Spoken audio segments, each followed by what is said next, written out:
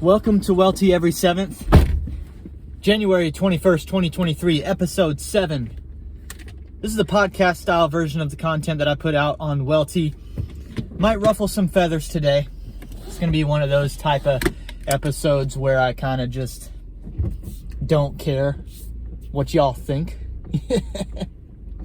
So deal with it. Listen, first of all, thank you for the response to last week's video. I had Caleb on, my best friend in life, talked about what he's going to be doing with his future, and we helped fundraise for him, okay?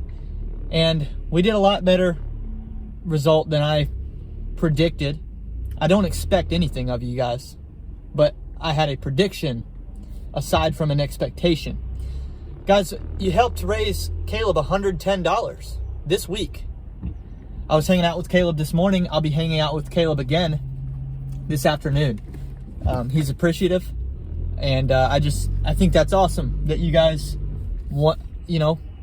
met him and wanted to help him out. So I had to start out this episode by just showing my appreciation, how grateful I am that as a small YouTuber, not even monetized yet, we're still moving dollar bills in the right direction, in my opinion. You don't have to be a profit machine in order to direct funds in ways that you think are productive for the globe, okay? You can get on and you can deliver a message and impact right now. Hope you guys realize that. We are all capable, without any significant platform, of doing good things. So think about that this week as you go out. That money is for Caleb and his wife Victoria, but really it's in an effort for their ministry to be possible. Okay, so that's I'm getting into that a little bit in this video here. Ryan, why do you talk about politics and spirituality and religion on YouTube when that's so unpopular? People don't want to get into that. It could cost me monetization even by the time that I deserve it. It could cost me advertisers. It could do this and that. It could mean that certain people never want to listen to me. Why do I get into it? I'll give you guys a couple reasons, okay? First of all, I don't think religion and politics are really separate in my case. One informs the other, okay?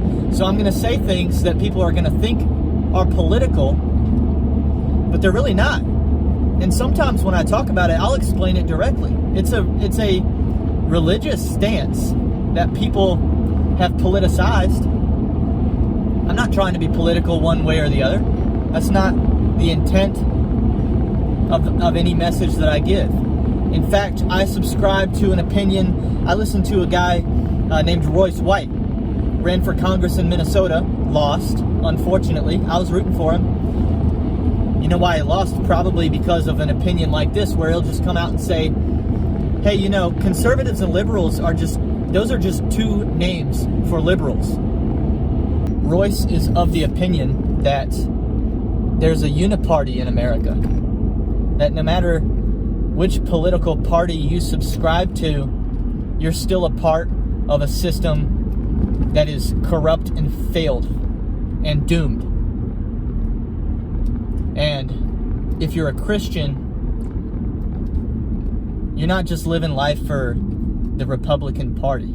So when I drop my beliefs in videos, when I make statements that are going to rile people up, it's not for political gain. It's not out of a conservative motivation. It's out of my belief in God.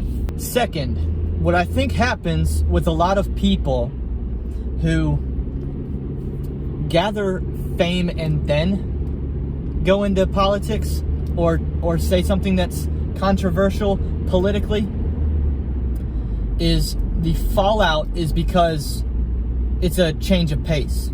It's not the same pitch that they were throwing that was helping them be successful. The obvious example would be Donald Trump, where he was completely turned on by entire categories of people that before he decided to talk politics, didn't have any problem with them at all. What I'm identifying in the age of social media and personal brand for everybody, the fact that I at 25 doing DoorDash can seriously develop a personal brand shows that it's for anybody to do. What I'm identifying as the issue there is the customer requested you leave the order at their door. Okay. They added the following instructions. Leave at my door. Ring doorbell. Okay, I will. I'm going to introduce my beliefs from day one, early on, because if people don't like me, then at least I won't be catching anybody off guard several years from now. I don't know if I'll ever go into politics, but I do think it's actually a possibility locally. I think that's a possibility. No one's going to be confused when I do that, because my message from day one will have been what it is. So it's not going to feel like I changed or anything like that. Let me deliver this order right here.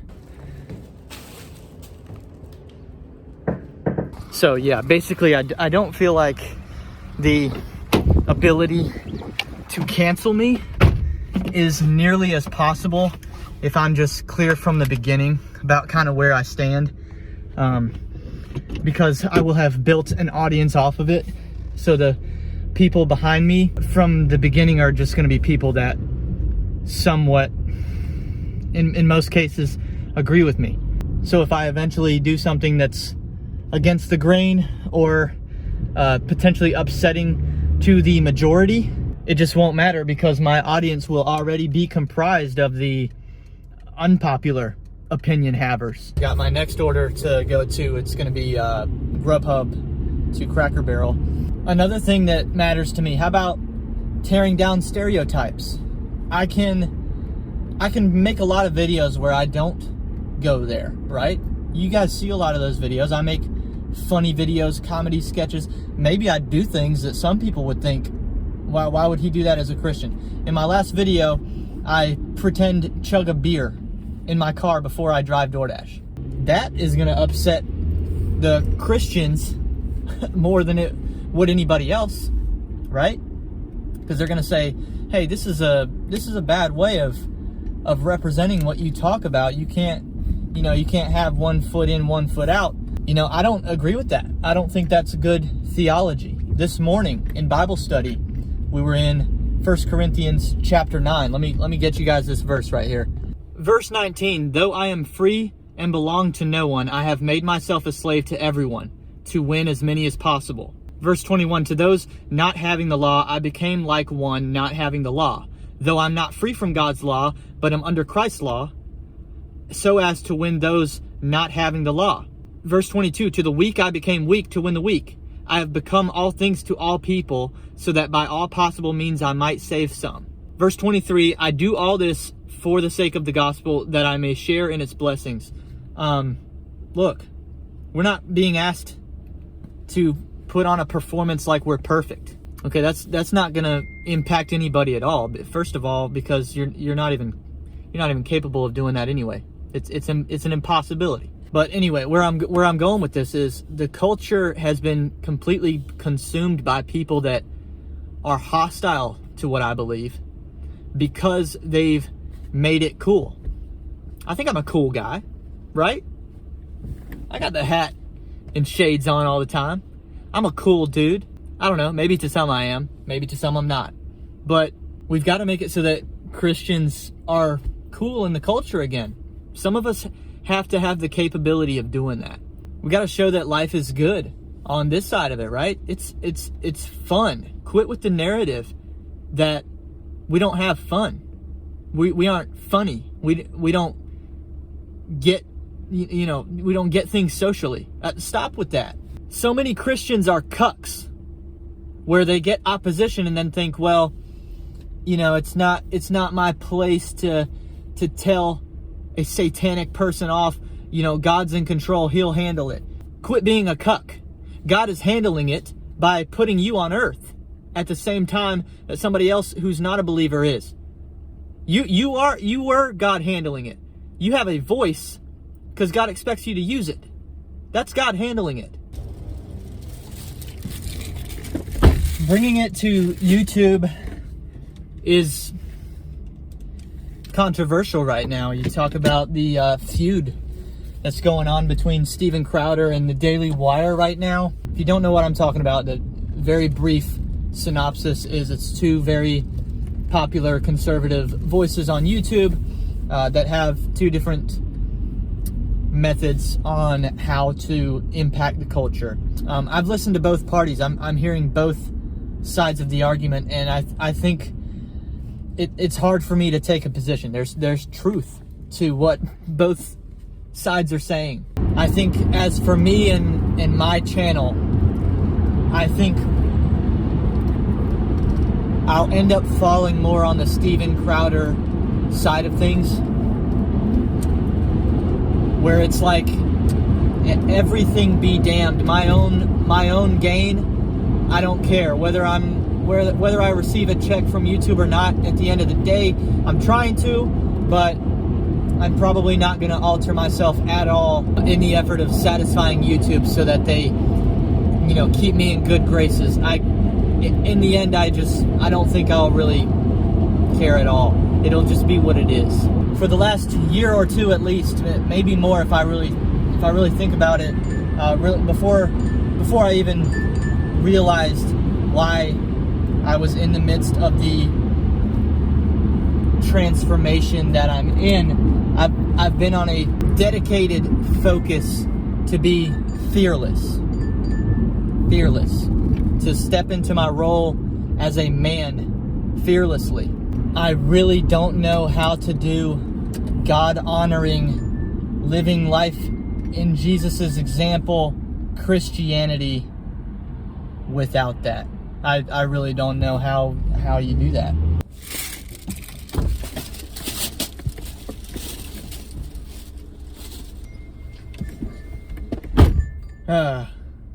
Where else can I go with this conversation? Here's how I'll close, okay? Because another main reason that people won't go on the internet with this type of energy is because they don't want to be put under the microscope. They don't want to be judged, because people that don't like what I'm saying are going to come for reasons to put me down, to prove that I'm imperfect, which I've already clearly stated is the case.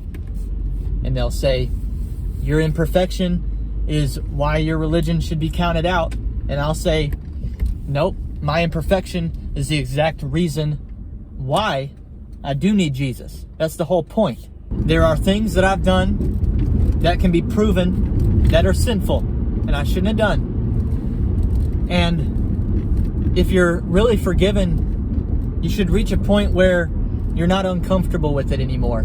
You learned from it. You grew. Now let somebody else learn from it. Be willing to take the arrows. Be willing to have to repent multiple times over. Not because you weren't forgiven the first time, but for other people that don't know Christianity. Like, we need to be showing people how this works and how helpful it is. The Bible is very clear. The instructions in the Bible aren't to hold us back. It's not like, oh, you can't do this or this. It's like, oh, you actually don't want to do this or this.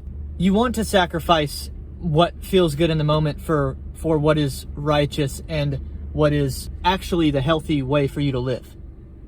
It actually, all of the instructions in the Bible are because they're going to make you better, not because they're trying to make life harder to operate.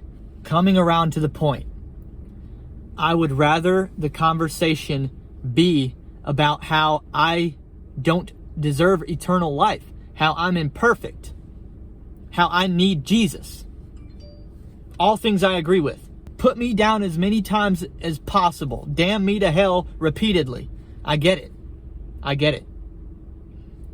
But I'll be damned if the conversation isn't about that. If someone's talking about how I need Jesus, at least they're talking about Jesus. Bojangles, $6, 1.8 miles. This will be my next order. I am going to do it, but I'm not going to let you guys come along for the ride. I think I've said enough in this episode of WELTE every 7th. I hope you guys have a good day. Some that were along for this video today will never listen to me ever again. That's all right. For those of you that are fearless, I will see you next time on WELTE.